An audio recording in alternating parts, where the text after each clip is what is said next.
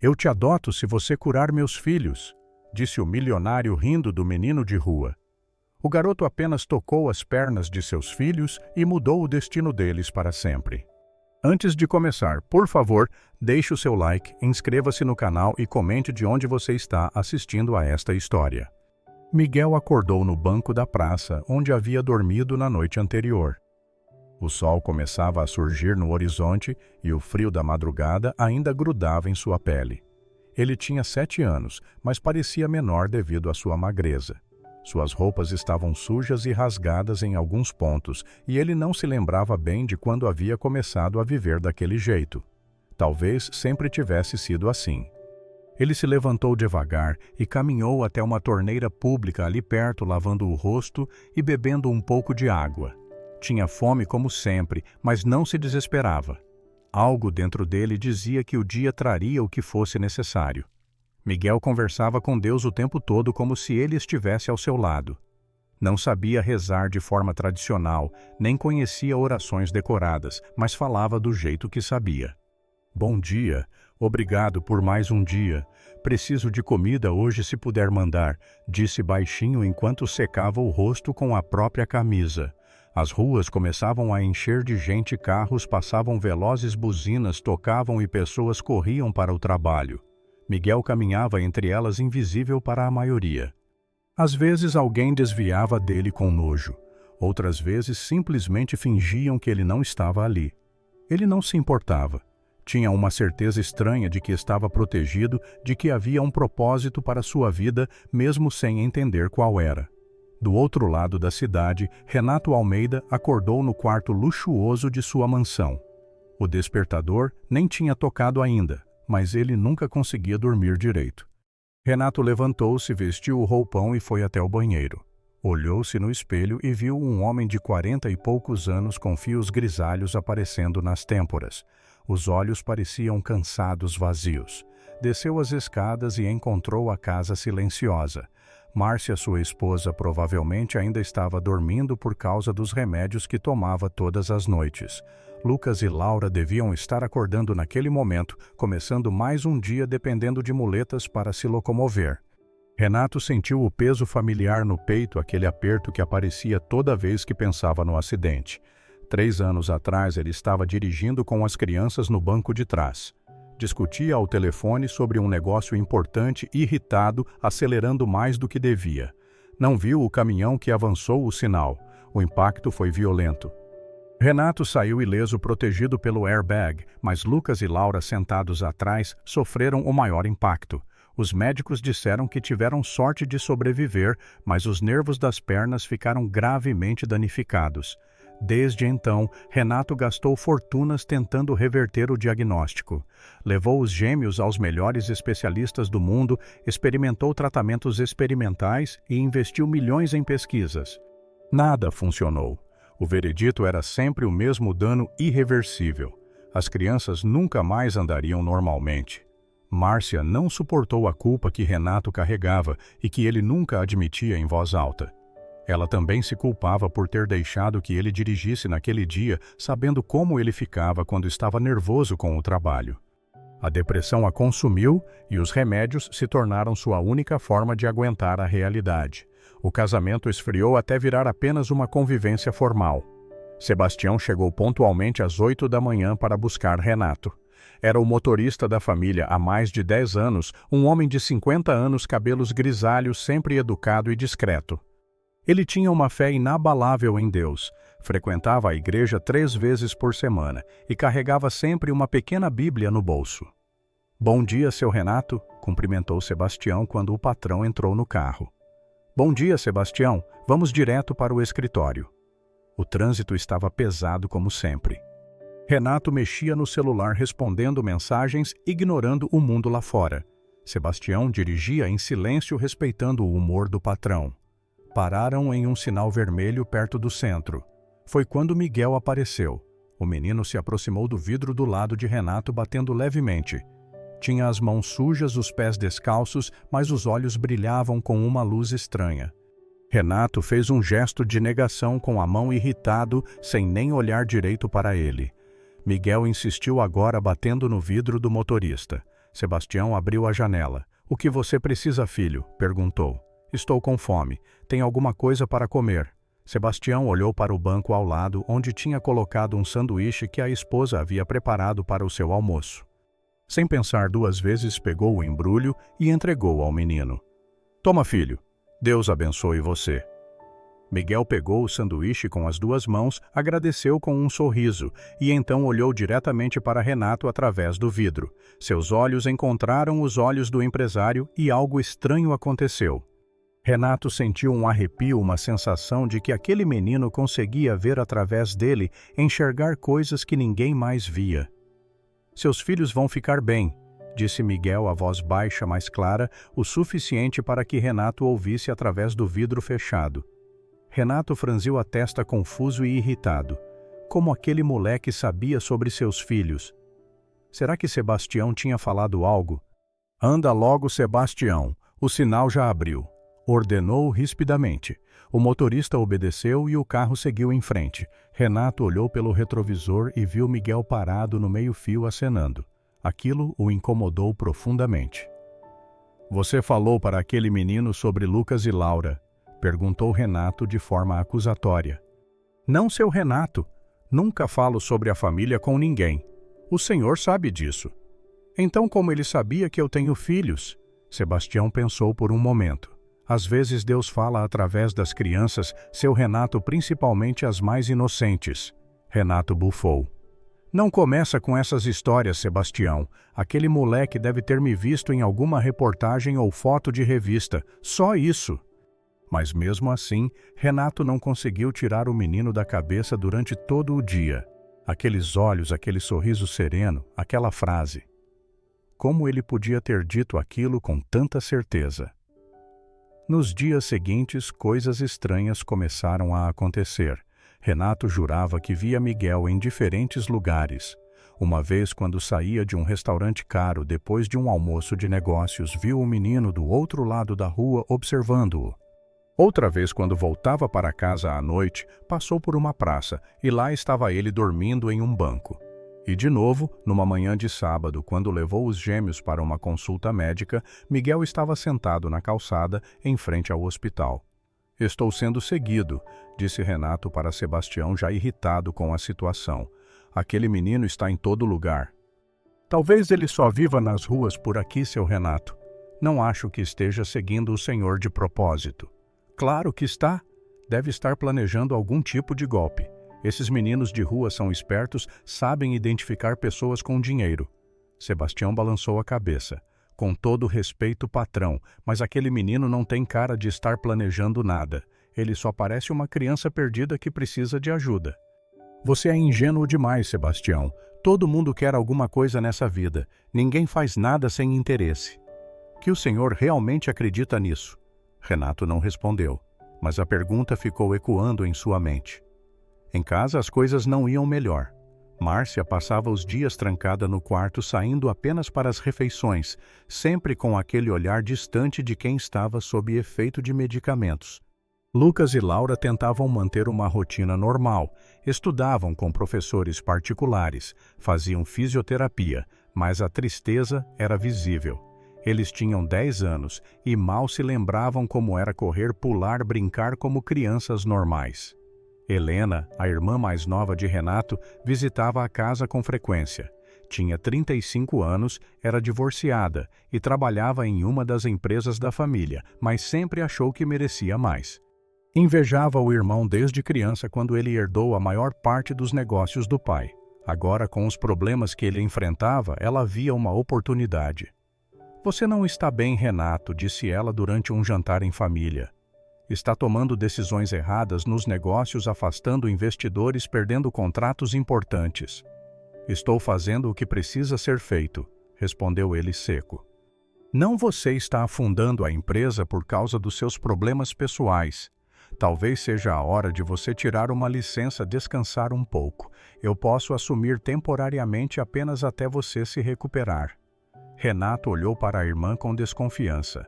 Conhecia Helena bem o suficiente para saber que se ela assumisse o controle, nunca mais o devolveria. "Não vai acontecer. Eu estou bem e a empresa também está." Helena sorriu, mas era um sorriso falso. Se você diz, mas saiba que estou aqui se precisar de mim. Depois que ela foi embora, Márcia comentou, ela quer assumir tudo, você sabe disso, né? Eu sei, mas não vou dar essa chance para ela. 2 semanas depois do primeiro encontro com Miguel, a família Almeida organizou uma festa beneficente na mansão. Era um evento anual que Renato mantinha mais por obrigação social do que por real interesse em ajudar alguém. Dezenas de pessoas ricas circulavam pelos jardins e salões bebendo vinho caro e fingindo se importar com causas sociais. Renato estava embriagado, algo que vinha acontecendo com frequência. Circulava entre os convidados com um sorriso falso no rosto, cumprimentando pessoas que não suportava. Márcia estava ao seu lado, mas era como se não estivesse ali perdida em seus próprios pensamentos. No portão da mansão, um grupo de pedintes se aglomerava como sempre acontecia nessas festas. Sabiam que haveria sobras de comida, talvez alguns trocados. Helena, que ajudava a organizar o evento, foi até lá para dispersá-los. Saiam daqui, vocês não têm vergonha na cara. Isto é uma propriedade privada. Gritava enxotando-os com gestos agressivos. Foi quando viu Miguel entre eles. O menino não se intimidou. Continuou parado ali, olhando para ela com aquela mesma serenidade que a irritava tanto. Você de novo, seu pivete atrevido, saia já daqui antes que eu chame a segurança. Mas naquele momento Laura, a filha gêmea de Renato, estava passando perto do portão com suas muletas. Ouviu o grito da tia e se aproximou curiosa. Lucas vinha logo atrás. Quem é esse menino, tia Helena? Perguntou Laura. Ninguém, querida, apenas um menino de rua querendo esmola. Voltem para a festa. Mas Laura olhou para Miguel e sentiu algo diferente. Ele sorriu para ela e ela sorriu de volta. Qual é o seu nome? Perguntou a menina. Miguel. Eu sou Laura e esse é meu irmão Lucas. Prazer em conhecer vocês. Helena tentou intervir, mas Lucas já estava envolvido na conversa. Você mora na rua? Moro sim. Durmo em praças, em portas de lojas, onde dá. Isso deve ser muito difícil, disse Laura com genuína preocupação. Miguel deu de ombros. Às vezes é, mas Deus sempre cuida de mim. Nunca me falta o necessário. Helena revirou os olhos. Olha só, até fala bonito para enganar as pessoas. Vamos embora, crianças. Esse menino não é boa companhia. Mas naquele momento, Renato apareceu cambaleando um pouco por causa da bebida. Tinha visto o alvoroço do portão e foi ver o que estava acontecendo. Quando viu Miguel, parou abruptamente. Você, disse apontando o dedo para o menino. Eu conheço você. Você é aquele moleque que fica me seguindo. Miguel não disse nada, apenas olhou para ele com aquela calma irritante. Renato, embriagado e com a língua solta, decidiu fazer uma piada na frente de todos. Chamou alguns convidados para perto, querendo uma plateia. Vem cá, menino, entra aqui. Miguel entrou pelos portões e caminhou até Renato. Alguns convidados já estavam se aproximando, curiosos com a cena inusitada. Você vive na rua, certo? Perguntou Renato com a voz arrastada. Vivo, e deve querer muito ter uma casa.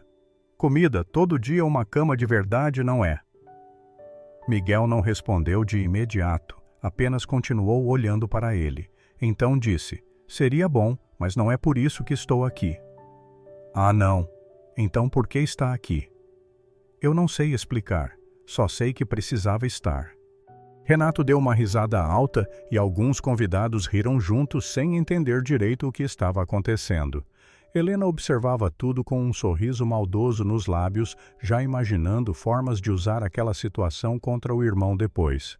Sabe de uma coisa, disse Renato erguendo a voz para que todos ouvissem. Vou fazer uma proposta para você, uma proposta que você não pode recusar. Sebastião, que estava por perto, sentiu um aperto no peito.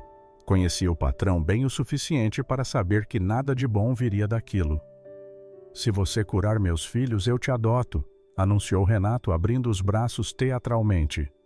Isso mesmo, você entra para a família Almeida com tudo pago, a melhor educação, roupas, comida, tudo. Mas só se você fizer meus filhos voltarem a andar sem essas muletas. O silêncio caiu sobre o grupo de convidados. Alguns riram nervosamente, outros ficaram constrangidos, sem saber como reagir. Helena gargalhou alto. Isso é ótimo, Renato. Você está bêbado, mas essa foi boa, disse ela debochada. Vamos, menino, aceita logo, nunca mais vai ter uma chance dessas na vida. Aproveita que meu irmão está fora de si. Márcia, que estava mais distante, ouviu tudo e sentiu uma onda de vergonha tomar conta dela. Lágrimas começaram a se formar em seus olhos. Como Renato podia fazer aquilo? Usar o sofrimento dos próprios filhos como piada. Lucas e Laura também estavam ali ouvindo tudo. Ficaram quietos sem saber o que sentir. Estavam acostumados com a frieza do pai, mas aquilo era novo. Miguel, porém, permaneceu calmo. Olhou para Lucas e Laura, depois para Renato. Posso tentar? Perguntou simplesmente. Renato piscou surpreso com a resposta. Esperava que o menino ficasse sem jeito ou saísse correndo, mas ali estava ele aceitando o desafio como se fosse a coisa mais natural do mundo. Pode, claro, disse Renato ainda em tom de zombaria. Vamos ver o que esse pequeno milagreiro sabe fazer. Miguel caminhou até Lucas e Laura ajoelhou-se diante deles, ficando na altura dos dois. Olhou nos olhos de cada um e eles sentiram uma sensação estranha, como se aquele menino conseguisse ver diretamente dentro de suas almas. Vocês acreditam que podem ficar bem? Perguntou Miguel baixinho. Laura olhou para o irmão, depois para Miguel e assentiu. Eu quero acreditar. Eu também, disse Lucas. Miguel sorriu. Então vamos tentar. Ele colocou as mãos sobre as pernas de Laura primeiro, depois sobre as pernas de Lucas. Fechou os olhos e sussurrou algo que ninguém mais conseguiu ouvir. Não eram palavras decoradas, não era uma oração formal, era apenas uma conversa do jeito dele, pedindo ajuda para o amigo invisível com quem sempre conversava. O salão ficou em silêncio absoluto. Todos observavam, alguns com curiosidade, outros com desdém, a maioria esperando que nada acontecesse para poder rir da situação depois. Por alguns segundos nada mudou. Então Laura sentiu algo. Um formigamento começou nas pontas dos pés e foi subindo, percorrendo toda a extensão das pernas. Era como se milhares de agulhas minúsculas estivessem cutucando sua pele por dentro. Lucas sentiu a mesma coisa no mesmo instante. Está acontecendo alguma coisa, murmurou Laura, os olhos arregalados. Comigo também, disse Lucas, a voz trêmula. O formigamento se intensificou, transformou-se em calor, depois em algo mais. Algo que eles não conseguiam descrever. Era como se as pernas estivessem acordando depois de um longo sono. Laura largou as muletas. Elas caíram no chão com um barulho seco que ecoou pelo salão silencioso. Todos prenderam a respiração. A menina deu um passo, apenas um hesitante, com medo de cair, mas não caiu. A perna aguentou o peso, então deu outro passo e outro. Lucas fez o mesmo. Soltou as muletas, testou o equilíbrio e começou a andar. Devagar no início, como alguém que está reaprendendo algo que esqueceu, mas com cada passo ficava mais firme, mais confiante. De repente, Laura começou a correr. Não conseguiu se controlar. A emoção era grande demais. Correu até Lucas e o abraçou com força, e ambos caíram no chão rindo e chorando ao mesmo tempo. Eu estou andando. Lucas, eu estou andando! Gritava Laura, a voz misturada com soluços. Eu também não estou sentindo dor. Não estou sentindo nada errado. É como antes do acidente. Márcia soltou um grito e correu até os filhos, se jogando no chão ao lado deles, abraçando-os com desespero, chorando convulsivamente. Meus bebês, não acredito, não acredito. Sebastião caiu de joelhos ali mesmo, de mãos postas, lágrimas escorrendo pelo rosto. Obrigado, Deus. Obrigado, obrigado, obrigado. Renato estava paralisado, completamente imóvel, olhando para a cena sem conseguir processar o que estava vendo. Aquilo não podia estar acontecendo. Era impossível. Os melhores médicos do mundo tinham dito que era impossível. Helena estava branca, a boca aberta, incapaz de falar. Os convidados começaram a se movimentar, alguns se aproximando, outros afastando-se, todos falando ao mesmo tempo, criando um burburinho crescente. Isso é um truque, gritou Helena, recuperando a voz. Vocês viram, isso foi armado, esse menino é um charlatão e Renato está envolvido nisso. Mas sua voz foi abafada pelos gritos de alegria e espanto dos outros. Alguns convidados eram médicos e se aproximaram de Lucas e Laura pedindo para examiná-los. Eu sou ortopedista, disse um homem de cabelos brancos, Dr. Carvalho, que acompanhava o caso dos gêmeos desde o acidente. Deixem-me ver. Ele examinou as pernas de Laura, testou os reflexos, a força muscular, a sensibilidade. Depois fez o mesmo com Lucas.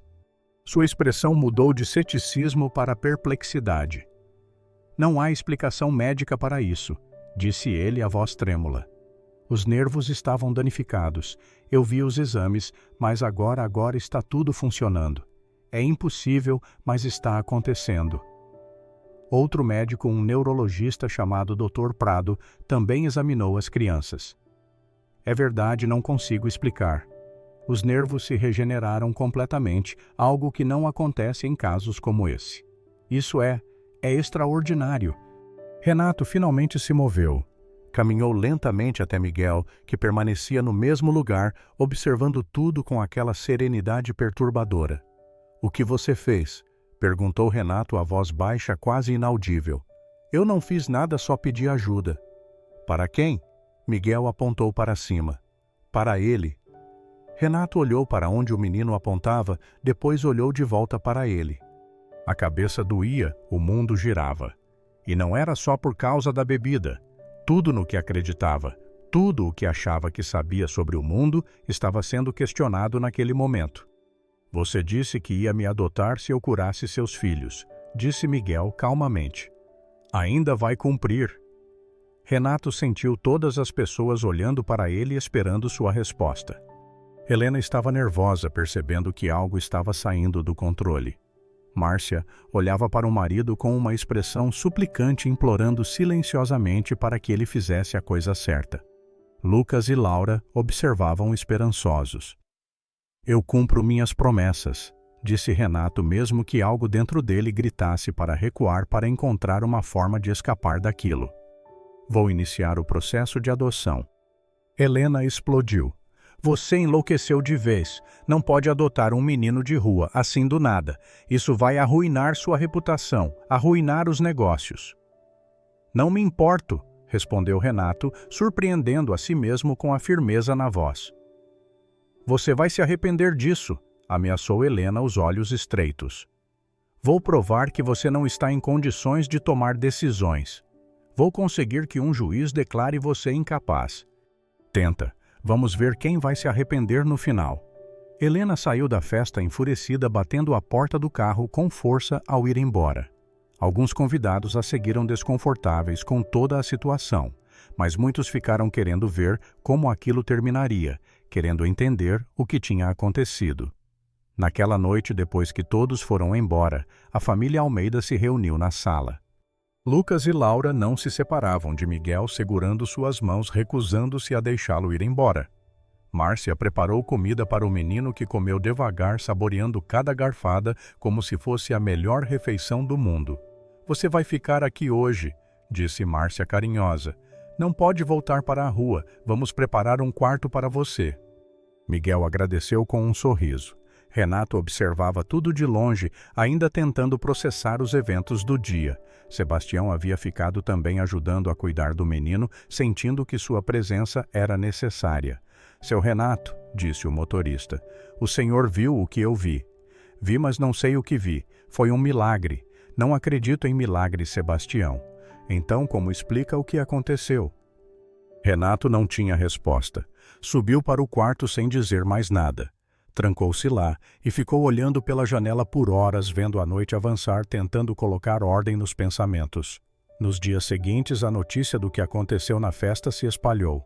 Alguns meios de comunicação tentaram falar sobre o assunto, mas Renato usou sua influência para manter a história abafada o máximo possível. Ele não queria transformar sua família em circo. Os médicos que presenciaram o ocorrido assinaram termos de confidencialidade mediante pagamentos generosos, mas os rumores existiam, circulavam entre a alta sociedade, ganhavam vida própria. Algumas pessoas diziam que Renato Almeida tinha ficado louco e estava sendo manipulado por um menino de rua. Outras diziam que tudo não passava de uma farsa elaborada, que as crianças nunca estiveram realmente doentes. E havia aqueles poucos que acreditavam ter presenciado algo verdadeiramente extraordinário. Helena não ficou quieta. Começou uma campanha silenciosa para minar a reputação do irmão. Falava com outros acionistas da empresa, plantava dúvidas, sugeria que Renato não estava mais apto para liderar os negócios. Ele adotou um menino de rua do nada, dizia ela para qualquer um que quisesse ouvir. Está tomando decisões irracionais baseadas em superstições. A empresa está em risco. Alguns acreditaram nela. Fernando Moraes, um dos vice-presidentes da empresa e aliado de longa data de Helena, começou a criar problemas internos. Ele aprovava projetos ruins, recusava bons negócios, tudo para fazer parecer que Renato estava perdendo o controle. Enquanto isso, em casa, uma transformação acontecia. Miguel se adaptou à vida na mansão com uma naturalidade que surpreendia a todos. Não se deslumbrou com o luxo, não ficou ganancioso ou exigente. Continuava sendo o mesmo menino humilde, agradecendo por tudo e tratando todos com gentileza. Lucas e Laura estavam radiantes. Corriam pela casa, brincavam no jardim, faziam tudo o que tinham sido privados de fazer por 3 anos. E Miguel sempre estava com eles participando das brincadeiras, rindo junto, sendo o irmão que nunca tinham tido. Márcia mudou completamente, parou de tomar os remédios controlados. Começou a sorrir de novo, a se interessar pela vida. Passava horas conversando com Miguel, fascinada pela simplicidade e pela fé do menino. Como você consegue acreditar em Deus mesmo vivendo na rua, passando fome sem ter nada? Perguntou ela certa vez. Miguel pensou por um momento. Porque ele nunca me deixou sozinho. Eu sempre soube que estava sendo cuidado mesmo quando as coisas eram difíceis. Olhe onde estou agora, ele tinha um plano o tempo todo. Lágrimas escorreram pelo rosto de Márcia. Você é um presente, Miguel, um verdadeiro presente. Renato observava essas mudanças com sentimentos conflitantes. Parte dele ficava feliz em ver a família se reconectando, ver os filhos felizes, ver a esposa recuperada. Mas outra parte resistia, recusava-se a aceitar que um menino de 7 anos pudesse ter causado tudo aquilo. Recusava-se a aceitar que havia coisas além de sua compreensão e controle. No trabalho, os problemas começaram a se acumular. Contratos importantes caíram, investidores se retiraram, funcionários, chave pediram demissão.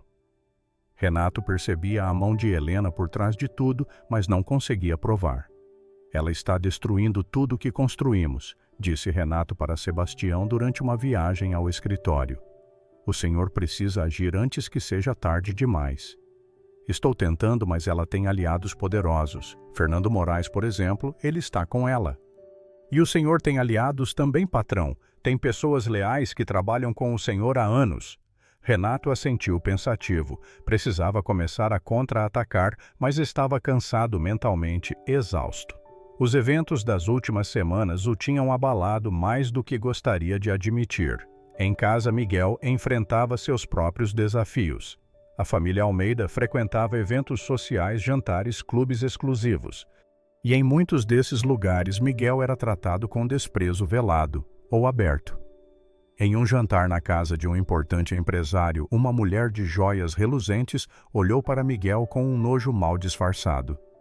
É verdade que você adotou um menino da rua, Renato? Perguntou ela com um tom condescendente. É verdade.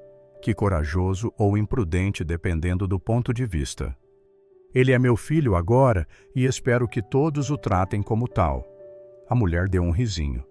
Claro, claro. Mas você sabe como as pessoas são. Há tantas diferenças, não é? De background, de educação, bem de tudo. Miguel estava sentado ao lado de Lucas e Laura ouvindo tudo. Os gêmeos ficaram vermelhos de raiva. Miguel é nosso irmão, disse Laura alto o suficiente para todos ouvirem, e ele é melhor do que qualquer um aqui. Lucas concordou. Ele fez a gente voltar a andar, o que qualquer pessoa aqui já fez de tão importante. Um silêncio constrangido caiu sobre a mesa. A mulher das joias ficou vermelha e se virou fingindo interesse em sua comida. Renato olhou para os filhos com um misto de orgulho e surpresa. Depois do jantar no caminho de casa, Renato falou com Miguel pela primeira vez de forma realmente pessoal. Você está se sentindo bem aqui com a gente? Miguel olhou pela janela do carro. Estou sim, vocês são muito bons para mim. Algumas pessoas vão ser más com você, por causa de onde você veio, por causa da sua cor, por causa de muitas coisas estúpidas. Eu sei, não me importo muito com o que as pessoas pensam. Como consegue isso? Como consegue não se importar? Miguel encolheu os ombros, porque sei quem eu sou e sei que tem alguém que se importa comigo de verdade, e isso é o suficiente. Renato ficou quieto refletindo sobre aquelas palavras. Ele, que tinha tudo, que sempre se importou demais com a opinião dos outros, com status, com poder, estava sendo ensinado por um menino de 7 anos sobre o que realmente importava. O processo de adoção começou oficialmente. Helena, como prometido, entrou com uma ação judicial para bloqueá-lo. Contratou o Dr. Esteves, um advogado conhecido por métodos questionáveis, mas eficazes. Vamos alegar que Renato não estava em plenas condições mentais quando tomou a decisão de adotar, explicou Esteves para Helena em seu escritório. Temos testemunhas que estavam na festa e viram que ele estava embriagado. Vamos argumentar que foi uma decisão impulsiva e irracional, possivelmente influenciada por algum tipo de trauma relacionado ao acidente dos filhos e o fato do menino ter curado as crianças. Esteves riu. Isso não existe. Vamos contratar médicos que vão dizer que as crianças nunca estiveram realmente incapacitadas, que foi tudo uma farsa montada por Renato. Bem, ainda estamos elaborando a teoria, mas encontraremos algo. Helena sorriu. Perfeito. Quanto vai custar? Muito, mas imagino que você tem recursos. Tenho, e quando eu assumir o controle da empresa, terei muito mais. O caso foi para os tribunais. Virou manchete em alguns jornais com títulos sensacionalistas. Empresário adota menino de rua que supostamente curou seus filhos. Família rica em disputa legal bizarra. Fé ou loucura, caso Almeida divide opiniões. Renato contratou seus próprios advogados, um time liderado pela doutora Mendes, uma mulher brilhante e incisiva. Ela estudou o caso cuidadosamente. Temos testemunhas do milagre, disse ela. Médicos respeitados que viram o que aconteceu e não conseguem explicar. Isso joga a nosso favor. Mas muita gente também acha que foi uma farsa, contrapôs Renato. Verdade. Vamos precisar de Lucas e Laura. Eles vão ter que testemunhar. Renato hesitou. Não queria expor os filhos àquele circo, mas doutora Mendes foi enfática. É a única forma. O testemunho deles vai mostrar ao juiz que a adoção é do interesse das próprias crianças, que Miguel é amado e querido pela família, que há um vínculo real. Está bem, vamos fazer. Sebastião também seria uma testemunha crucial. Ele poderia testemunhar sobre o caráter de Miguel, sobre os encontros na rua e sobre a mudança que presenciou na família Almeida. O julgamento foi marcado para 3 meses depois. Enquanto isso, a vida seguia, mas sempre com a sombra da incerteza pairando sobre todos. Miguel continuava sendo ele mesmo. Frequentava a escola, agora uma escola particular, e cara, onde era um dos poucos alunos negros. Enfrentava bullying de alguns colegas que o chamavam de menino de rua e faziam piadas cruéis, mas Lucas e Laura sempre o defendiam. E aos poucos outros alunos começaram a admirar a força e a gentileza de Miguel. Renato começava a mudar lentamente, mas visivelmente. Passou a prestar mais atenção nas pessoas ao seu redor, nos funcionários que trabalhavam para ele, nas desigualdades que sempre existiram, mas que ele nunca tinha realmente visto. Miguel era como um espelho, refletindo de volta para Renato tudo o que ele tinha sido e tudo o que poderia se tornar. Uma noite, Renato encontrou Miguel sozinho na biblioteca da mansão, olhando um livro com ilustrações. "Você sabe ler?" perguntou Renato. "Aprendi um pouco na rua. Algumas pessoas ensinaram." Renato sentou-se ao lado dele. "Posso te fazer uma pergunta?" "Claro. Por que você curou meus filhos? O que você ganhou com isso?" Miguel fechou o livro e olhou para Renato. "Eu não ganhei nada. Não fiz por ganhar, fiz porque eles precisavam e eu podia ajudar." "Mas você deve ter querido algo, uma casa, comida, dinheiro." "Não pensei nisso na hora. Só queria que eles ficassem bem." Renato balançou a cabeça incrédulo. "Você é estranho, Miguel. Muito estranho." Miguel sorriu. "Eu sei. Todo mundo diz isso." Sabe que há pessoas tentando tirar você daqui, tentando provar que eu sou louco por ter te adotado. Eu sei. E não está preocupado. Miguel ficou quieto por um momento pensando. Estou um pouco. Seria triste voltar para a rua depois de ter conhecido vocês, mas se for assim que tem que ser, vou aceitar. Como pode ser tão conformado com tudo? Porque aprendi que a gente não controla tudo na vida. Algumas coisas acontecem e a gente só pode aceitar e seguir em frente. Renato sentiu um nó na garganta. Aquele menino tinha mais sabedoria do que ele tinha acumulado em toda a vida. Não vou deixar te tirarem daqui, prometeu Renato. Você faz parte desta família agora e eu protejo a minha família.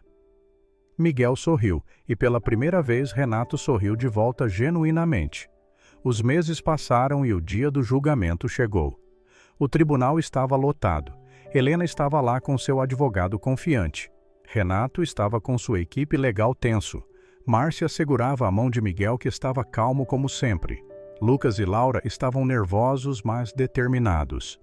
O juiz era Dr. Augusto Ferreira, um homem de 60 anos conhecido por sua severidade, mas também por sua justiça.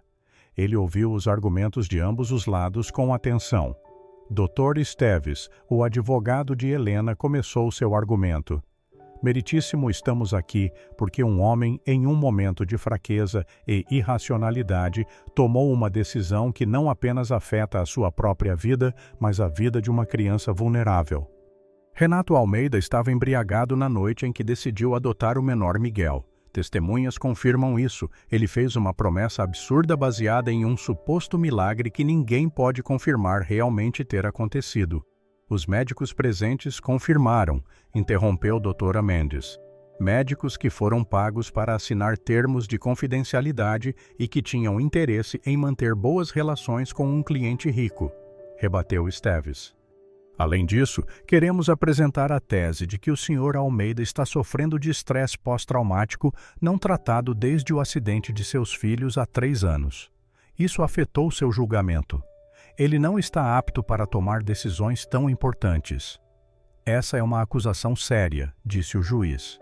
Tem provas.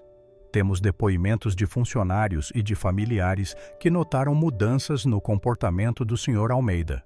Temos registros médicos mostrando que sua esposa estava sob medicação pesada, indicando um ambiente doméstico instável. Doutora Mendes se levantou. Meritíssimo. Tudo isso é especulação. O Sr. Almeida passou por avaliações psicológicas recentes e foi considerado completamente capaz. Sua esposa melhorou significativamente e não está mais medicada. A família está mais unida do que nunca. E quanto ao suposto estado de embriaguez, embora o Sr. Almeida admita ter bebido naquela noite, ele mantém que estava lúcido o suficiente para tomar decisões. Mais importante, ele manteve essa decisão nos dias e meses seguintes completamente sóbrio, mostrando que não foi apenas um impulso momentâneo. O juiz fez anotações. Quero ouvir testemunhas. Comecemos com o Dr. Carvalho, o ortopedista. Dr. Carvalho subiu ao banco das testemunhas. Era um homem respeitado com décadas de experiência. Doutor, o senhor acompanhou o caso dos gêmeos Almeida desde o acidente? Perguntou doutora Mendes. Sim, fui eu quem deu o diagnóstico inicial e acompanhei o tratamento por 3 anos. E qual era o prognóstico? Irreversível. Os nervos das pernas foram severamente danificados. As crianças dependeriam de muletas pelo resto da vida. Não havia tratamento conhecido que pudesse reverter o dano. E o que aconteceu na noite da festa? Dr. Carvalho hesitou, claramente desconfortável. Eu presenciei algo que não consigo explicar medicamente. As crianças que estavam incapacitadas de repente começaram a andar. Examinei-as imediatamente e constatei que os nervos estavam funcionando normalmente. Não há explicação científica para isso. O senhor considera possível que o diagnóstico inicial estivesse errado? Perguntou o Dr. Esteves em sua vez de questionar. Não, tínhamos exames, ressonâncias, múltiplas confirmações. O diagnóstico estava correto. Então o senhor está dizendo que foi um milagre. Estou dizendo que não tenho explicação. Chame do que quiser. Charlatanismo é o que eu chamo, murmurou Esteves. Mas o juiz o repreendeu. Depois foi a vez de Sebastião. O motorista estava nervoso, mas falou com convicção. Miguel é um menino especial. Eu vi a mudança que ele trouxe para a família. O Sr. Renato era um homem frio distante. Agora ele conversa com as pessoas, se importa com elas. A senhora Márcia estava afundada em depressão, agora está viva de novo. Lucas e Laura eram crianças tristes, agora são felizes. Tudo isso por causa de Miguel. Mas o menino não deveria voltar para seu ambiente natural, talvez com uma família mais adequada à sua origem, sugeriu Esteves. Sebastião ficou vermelho de raiva. Adequada, o menino vivia na rua, dormia em praças, passava fome. E o senhor acha que isso é mais adequado do que uma família que o ama? Acalme-se, testemunha, disse o juiz. Então chegou o momento mais esperado. Lucas e Laura foram chamados. Subiram juntos ao banco das testemunhas, segurando as mãos um do outro. Doutora Mendes foi gentil. Como vocês se sentem em relação a Miguel? Ele é nosso irmão, disse Laura imediatamente. A gente ama ele. Ele fez a gente voltar a andar, acrescentou Lucas. Mas não é só isso. Ele faz a gente feliz, faz toda a família feliz. Vocês ficariam tristes se Miguel tivesse que ir embora. Ambos começaram a chorar. Muito tristes, disse Laura, entre soluços. Por favor, não deixem levarem ele embora. Por favor. Lucas não conseguia falar, apenas balançava a cabeça, lágrimas escorrendo pelo rosto. A cena comoveu a todos no tribunal. Mesmo o juiz pareceu tocado. Helena olhava para o lado, recusando-se a encarar os sobrinhos. Sabia que aquilo não estava indo bem para ela. Dr. Esteves tentou uma última cartada. Crianças, vocês não acham que Miguel ficaria mais feliz com pessoas como ele? Como ele, repetiu Laura confusa. Da mesma origem, do mesmo background. Lucas entendeu o que o advogado estava insinuando e ficou furioso. O senhor quer dizer pessoas pobres e negras, é isso? Eu não disse isso, mas foi o que quis dizer e está errado. Miguel é feliz conosco e nós somos felizes com ele. A cor da pele dele não importa. Onde ele nasceu não importa. O que importa é que ele é nosso irmão. O juiz bateu o martelo. Chega, testemunhas dispensadas. Houve mais argumentos, mais testemunhas, mais o vai e vem jurídico. Finalmente, após horas de audiência, o juiz pediu um intervalo para deliberar. A espera foi angustiante. Renato andava de um lado para o outro no corredor. Márcia rezava baixinho. Miguel permanecia sentado tranquilo, como se já soubesse o resultado. Lucas e Laura não se afastavam dele. Após 2 horas foram chamados de volta. O juiz estava em seu lugar com uma expressão séria. Ouvi atentamente todos os argumentos e testemunhos. Começou ele. Este é um caso incomum, para dizer o mínimo. Envolve alegações extraordinárias, questões de saúde mental e principalmente o bem-estar de uma criança. Ele fez uma pausa, olhando diretamente para Renato. Senhor Almeida, a decisão que o senhor tomou de adotar Miguel foi impulsiva, talvez. Foi baseada em circunstâncias incomuns, certamente. Mas após avaliar todas as evidências, tenho que considerar o que é melhor para o menor Miguel. E fica claro para mim que esta criança encontrou uma família que a ama, que pode prover para suas necessidades e que já estabeleceu laços afetivos profundos. Helena fechou os olhos, sabendo o que viria a seguir. Quanto às alegações de incapacidade mental do Sr. Almeida, não encontro evidências suficientes para sustentá-las. O senhor passou por avaliações que atestam sua sanidade.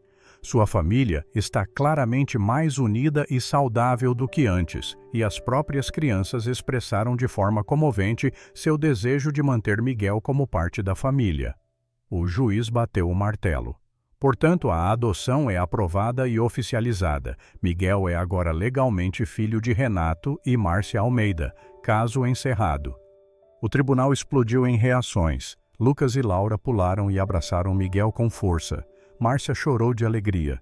Sebastião gritou, aleluia! Renato ficou parado por um momento, deixando a decisão afundar antes de se aproximar e abraçar os 3 filhos de uma vez. Helena saiu do tribunal em fúria, seguida por seu advogado. Isso não acabou, rosnou ela. Eu ainda vou destruir meu irmão. Mas naquele momento ninguém estava prestando atenção nela. Na saída do tribunal, jornalistas cercaram a família atirando perguntas. Renato levantou a mão pedindo silêncio. Só quero dizer que hoje a justiça foi feita. Miguel é meu filho e sempre será. Não vou responder mais perguntas sobre isso. Eles entraram no carro e foram para casa. No caminho, Miguel olhou pela janela vendo a cidade passar, pensando em como sua vida tinha mudado. De um menino dormindo em praças a um filho de uma família rica. Mas no fundo, ele não se sentia muito diferente. Ainda era o mesmo Miguel. Ainda conversava com Deus do mesmo jeito. Ainda tinha a mesma paz dentro de si. As semanas seguintes trouxeram mais mudanças. Helena, furiosa com a derrota no tribunal, intensificou seus esforços para sabotar Renato na empresa. Fernando Moraes e outros aliados dela começaram a vazar informações confidenciais para concorrentes, a aprovar negócios ruins, a criar um clima de caos. Renato finalmente decidiu agir com força. Reuniu os acionistas leais e apresentou provas das sabotagens. Tinha contratado investigadores particulares que rastrearam as ações de Fernando e descobriram suas ligações com Helena. Fernando Moraes está demitido com efeito imediato, anunciou Renato em uma reunião executiva. E minha irmã Helena está removida de qualquer posição na empresa. Não terá mais acesso a informações ou recursos. Helena tentou contestar, mas as evidências eram irrefutáveis. Ela foi escoltada para fora do prédio, gritando ameaças, prometendo vingança. Fernando também foi removido, sua reputação destruída. Com os traidores eliminados, Renato começou a reconstruir, promoveu pessoas leais, implementou novas políticas, mudou a cultura da empresa e pela primeira vez começou a usar sua riqueza para algo mais do que lucro. Quero criar uma fundação, anunciou ele para Márcia um dia, para ajudar crianças de rua, abrigos, educação, assistência médica, tudo o que Miguel não tinha quando vivia nas ruas. Márcia sorriu abraçando o marido. É uma ideia maravilhosa. Eu quero ajudar também. Podemos fazer isso juntos. E assim começou. A Fundação Almeida foi criada com recursos significativos. Construíram abrigos, financiaram programas educacionais, forneceram treinamento profissional para adolescentes. Miguel, mesmo sendo criança, foi envolvido no projeto, visitando os abrigos, conversando com outras crianças, sendo um exemplo vivo de que era possível sair da situação mais difícil. Lucas e Laura também se envolveram. Passaram a ver o mundo de forma diferente, mais conscientes das desigualdades, mais empáticos com o sofrimento alheio. Faziam trabalho voluntário, arrecadavam doações, usavam sua posição privilegiada para ajudar outros. Renato mudou como empresário. Também começou a tratar seus funcionários melhor. Ofereceu melhores salários e condições. Criou programas de bolsas de estudo para filhos de funcionários. Sua empresa começou a ser reconhecida não apenas pelo lucro, mas pela responsabilidade social. Sebastião foi promovido de motorista para assistente pessoal de Renato. Sua lealdade e sabedoria eram valorizadas agora mais do que nunca. Você tinha razão o tempo todo, disse Renato para ele um dia. Sobre fé, sobre Deus, sobre o que realmente importa. Sebastião sorriu. Não sou eu que tinha razão, patrão. É a verdade que sempre esteve lá esperando o Senhor enxergar. 2 anos se passaram desde o dia do milagre. Miguel tinha 9 anos agora. Estava bem na escola, tinha amigos, era amado e cuidado. Lucas e Laura tinham 12 saudáveis e felizes, sem nenhum traço das limitações que tinham enfrentado. A mansão dos Almeida era diferente agora. Havia risadas, havia vida, havia amor genuíno circulando por cada cômodo. Jantares em família eram comuns. Conversas sinceras aconteciam, abraços eram dados livremente. Helena tentou se reconciliar com o irmão algumas vezes, mas Renato manteve distância, não com raiva, mas com a compreensão de que algumas pessoas não mudam e que estava tudo bem proteger sua família delas. Em uma noite, a família estava reunida na sala. Lucas jogava videogame com Miguel. Laura lia um livro ao lado de Márcia. Renato trabalhava em seu laptop. Era uma cena simples, cotidiana, mas cheia de significado. Márcia olhou ao redor e sentiu gratidão transbordando. Vocês sabem que somos abençoados, né? Todos concordaram. Miguel, disse Renato, fechando o laptop. Posso te fazer uma pergunta? Claro, pai. Era a primeira vez que Miguel o chamava de pai, e Renato sentiu a emoção apertar seu peito. Você ainda conversa com Deus do jeito que conversava antes? Miguel assentiu. Converso todo dia. E o que você diz para ele? Agradeço por vocês, por esta casa, por comida, por ter irmãos, por tudo. E peço que proteja outras crianças que ainda estão nas ruas, que elas também encontrem famílias, que elas também sejam amadas. Laura largou o livro e foi abraçar Miguel. Você é a melhor coisa que aconteceu para esta família. Lucas pausou o jogo e se juntou ao abraço. É verdade, você mudou tudo.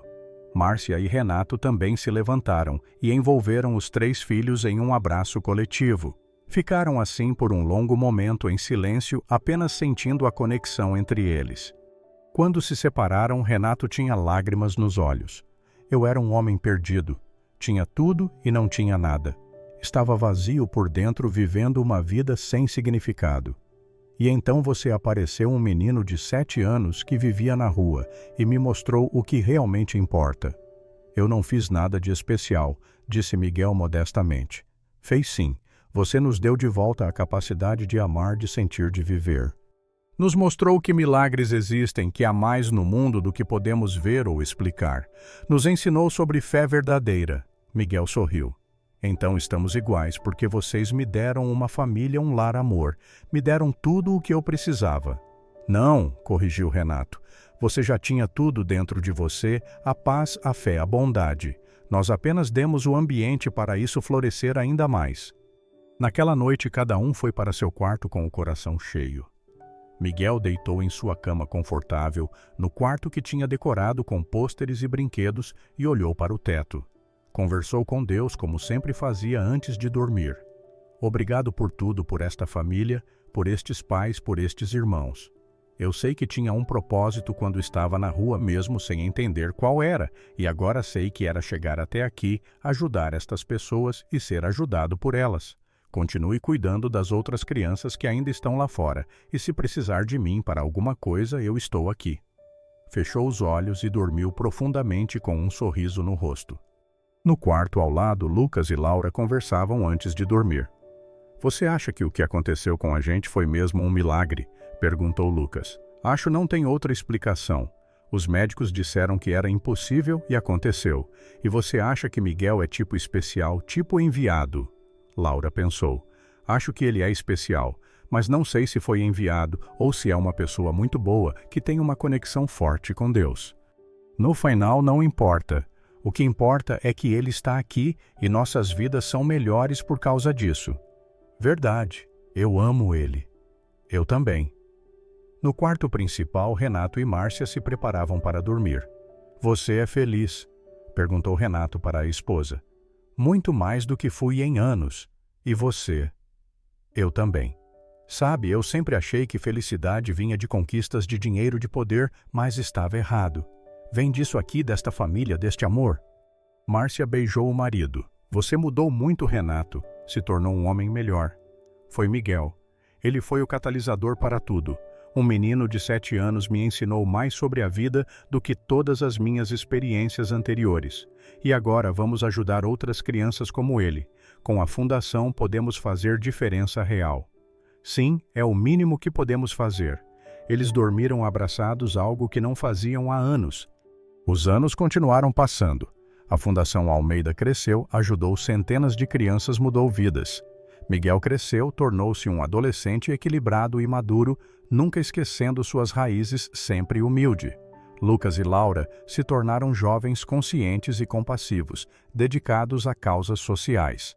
Renato transformou completamente sua empresa, tornando-a referência em responsabilidade social e ética empresarial.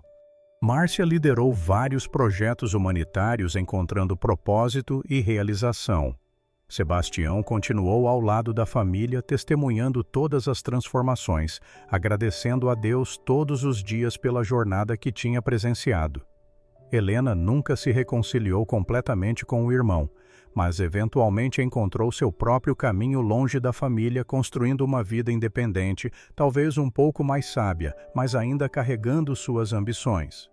E Miguel, o menino que tinha vivido nas ruas com nada além de fé, agora tinha tudo o que precisava.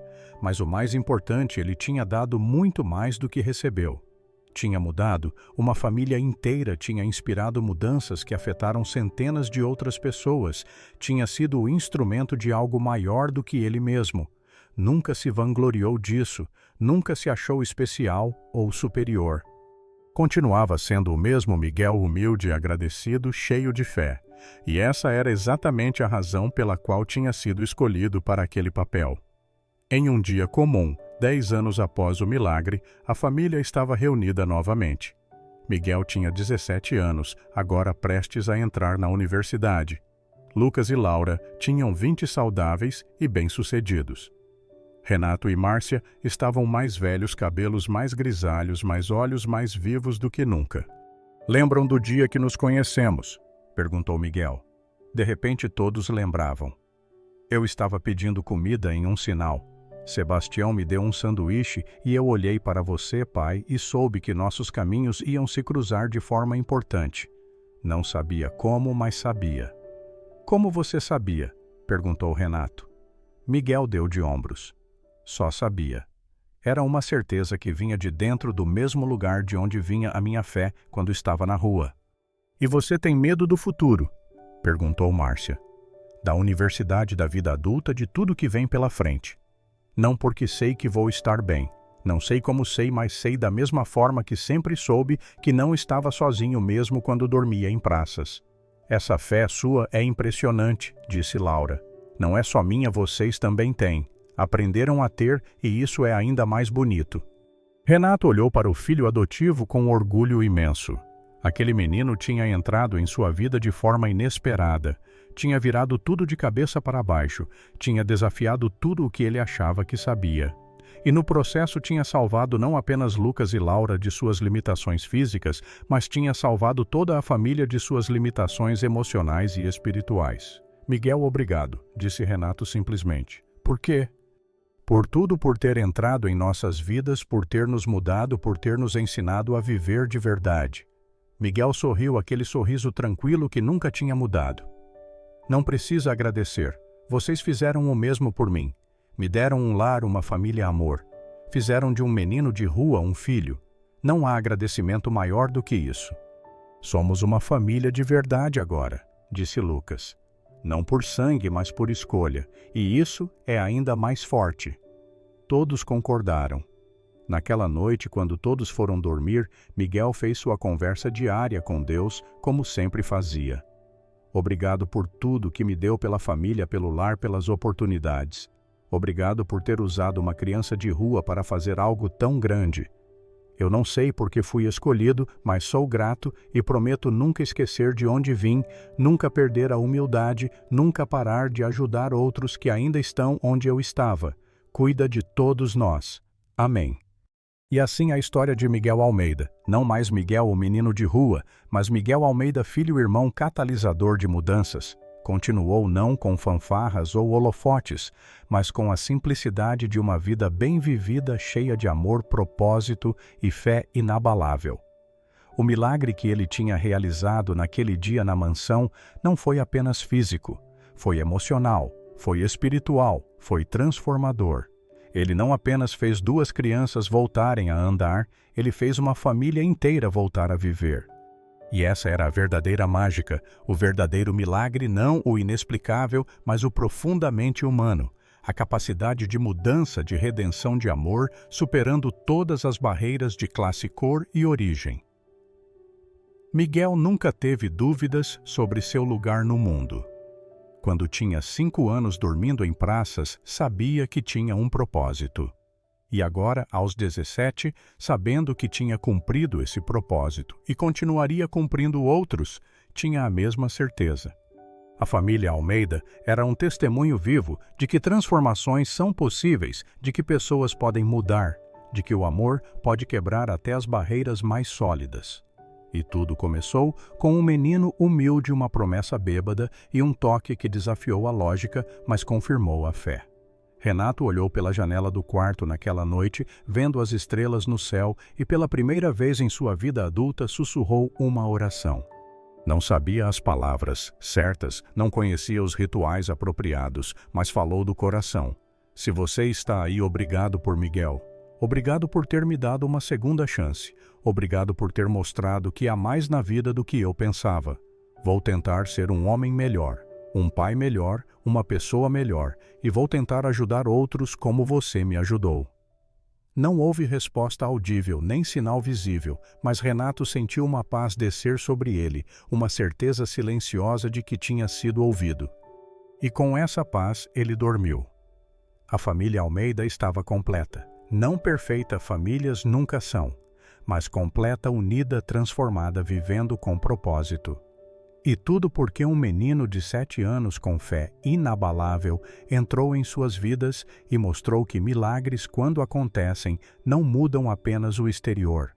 Mudam o interior, o que realmente importa, o que dura para sempre.